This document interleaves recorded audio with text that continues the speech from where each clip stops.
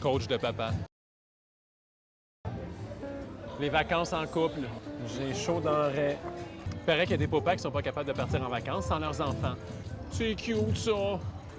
Puis il paraît qu'il y a des papas qui sont toujours partis en vacances sans enfants, sans femme, puis des fois sans rien, sans vie. Ils sont morts. Tout revient à l'équilibre, mes petits papas. James K. Field, you know? Pas assez, là. C'est comme trop. Mais je vais dire quelque chose tout de suite au petit papa en devenir. Il y a des chances que tu repartes pas tout de suite, ni tout seul, avec ta petite madame. Non. Non.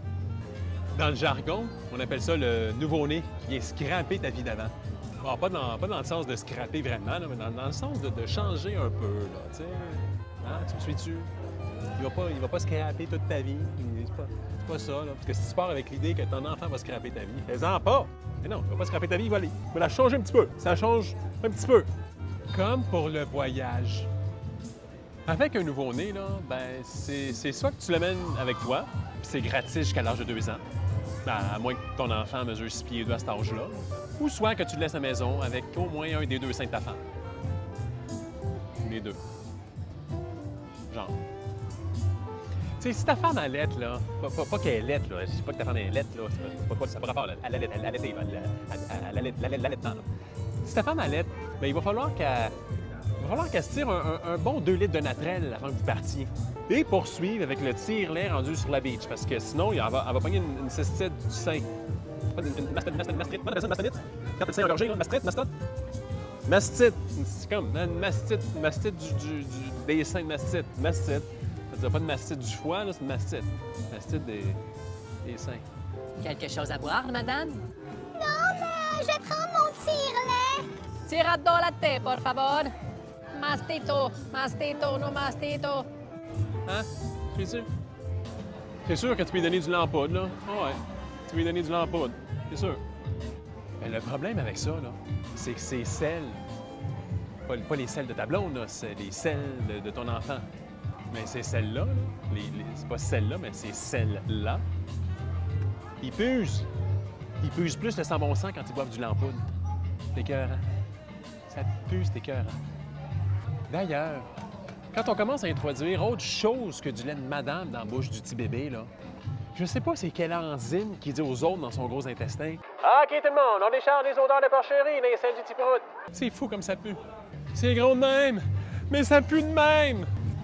Tout ça pour dire là, qu'une fois que tu as un tipette, là, tu peux l'amener partout. Ou pas. Avec le résultat que le jeune homme est pris de liberté, de voyage et de montagne enneigée que tu es, ne sera maintenant plus seul à choisir sa destination. Non. Il n'est plus seul. Non, vous êtes plus seul, les petits couples. Les petits couples, il n'est plus seul, là. Hein, le petit couple ne peut plus choisir sa destination tout seul, vous êtes plus seul. Vous êtes 3, ou peut-être 4, peut-être 5, peut-être 6, peut-être 7. Ou encore, c'est 8, je pense. Peut-être 10. Fini, ça, le trekking en gogoon, pas de sac à couche. Fini la virée des afters à Shanghai à 3h15 de la nuit. Et fini aussi le Bangladesh à Bhubaneswar. Ah, Bhubaneswar. Mais avec Tipou, tu vas entrer plus vite dans l'avion. Gros avantage, ça. Il va juste commencer à se tanner plus vite. Fait qu'en résumé, faire des enfants n'a jamais empêché personne de voyager. Sauf ceux qui se sont empêchés de voyager en raison des enfants. 2, si tu n'as pas encore d'enfant, là, profite-en donc de faire un petit tour du monde avant que ton enfant fasse le tour du tien. Suis-tu? Et très dans le sens de dos, les enfants sont la meilleure excuse pour plus rien faire. Mais c'est pas une excuse. Regarde, on est en couple. Hein? Ça empêche de voyager, ça? Ben non. Bien sûr, c'est bourré de mouches dans la bécasse. Il est mulot, chatouille le boudin bien. Bien sûr, des fois, on se torche avec l'écorce.